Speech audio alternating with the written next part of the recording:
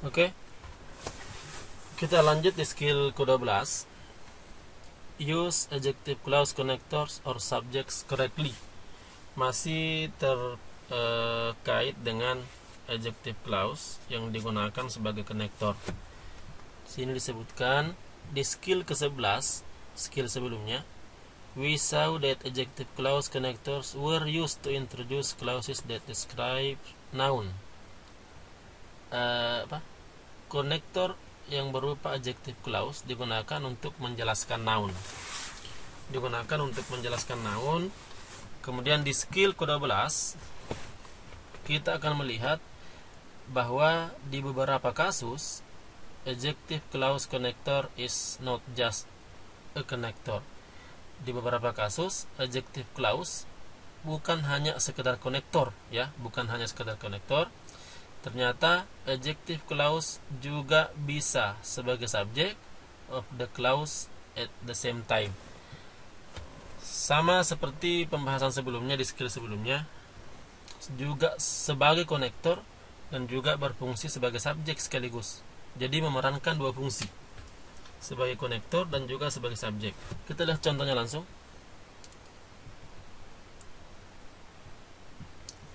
The woman is filling the glass that is on the table. Adjective clause-nya adalah that is on the table. Kemudian glass adalah noun yang dijelaskan oleh adjective clause. Kemudian the glass that is on the table contains milk. Glass adalah noun, that is on the table adalah adjective clause yang bertugas menjelaskan glass. Tadi disebutkan bahwa di saat yang bersamaan konektor tersebut juga berfungsi sebagai subjek. Kita lihat penjelasannya. In the first example there are two clauses. Di contoh yang pertama terdapat dua klausa. Woman adalah subjek untuk verb is filling, dan that is the subject of the verb is. That adalah subjek untuk kata kerja is. Woman adalah subjek untuk kata kerja is filling. Kemudian these two clauses are joined with the connector that. Kedua klausa tersebut dihubungkan oleh kata hubung, yaitu that. Maka di contoh ini the word that, kata that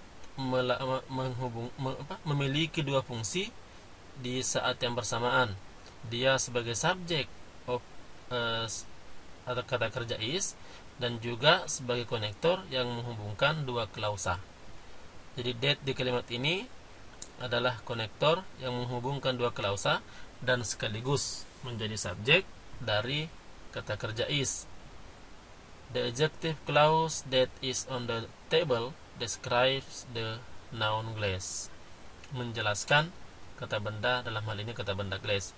Kemudian yang kedua, di contoh yang kedua, in the second example, di contoh yang kedua terdapat dua klausa.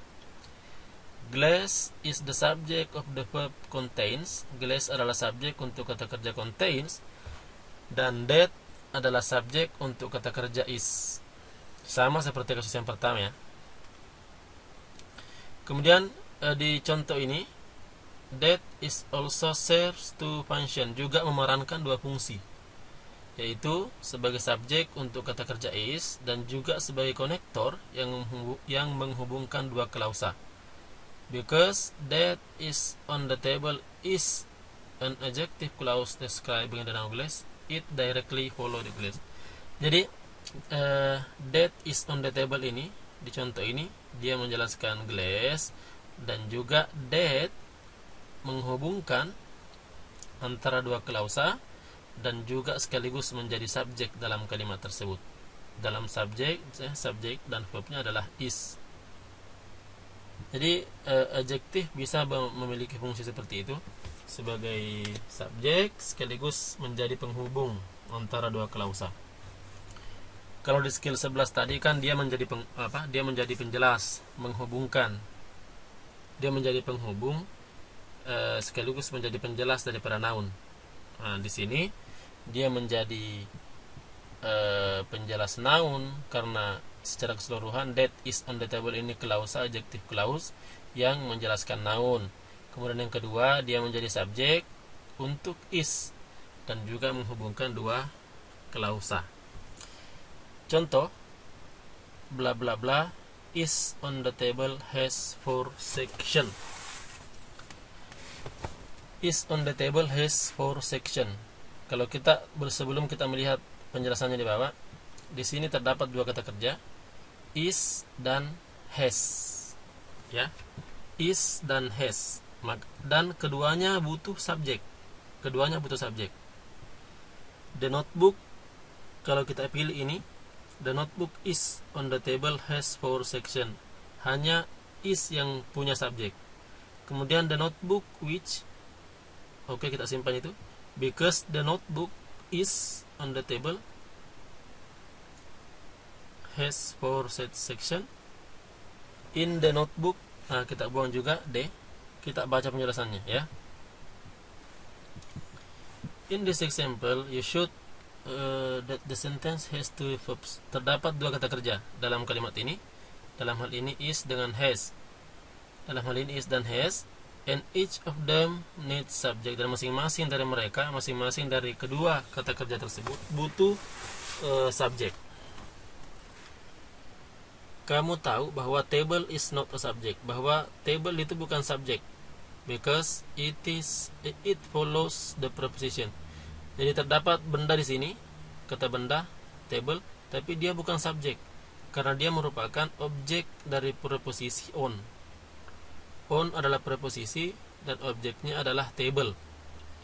Ketika preposisi diikuti oleh kata benda, maka dia berfungsi sebagai keterangan.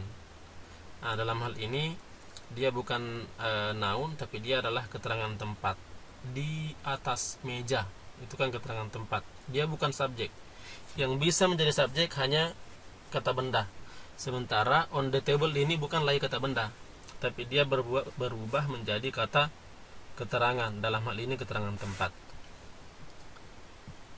Table is the object of the preposition. The only answer that has two subject is answer B. Jawaban yang memiliki dua subjek hanyalah jawaban B. So, answer B is the correct answer. Maka jawaban B adalah jawaban yang paling benar. The notebook which, ya, the notebook which, the notebook adalah, semoga ada penjelasannya di sini. The notebook which is on the table has 4 section. In this sentence, notebook is the subject of the verb has. Notebook, ini the notebook yang B. Notebook menjadi subjek untuk kata kerja has, bukan subjek untuk kata kerja is, tapi dia subjek untuk kata kerja has. Kemudian, and which is the subject of the verb, dan which adalah subjek untuk kata kerja is. Which is also the connector that joins the two clauses. Which juga menjadi kata yang menghubungkan antara dua klausa. Dalam hal ini the notebook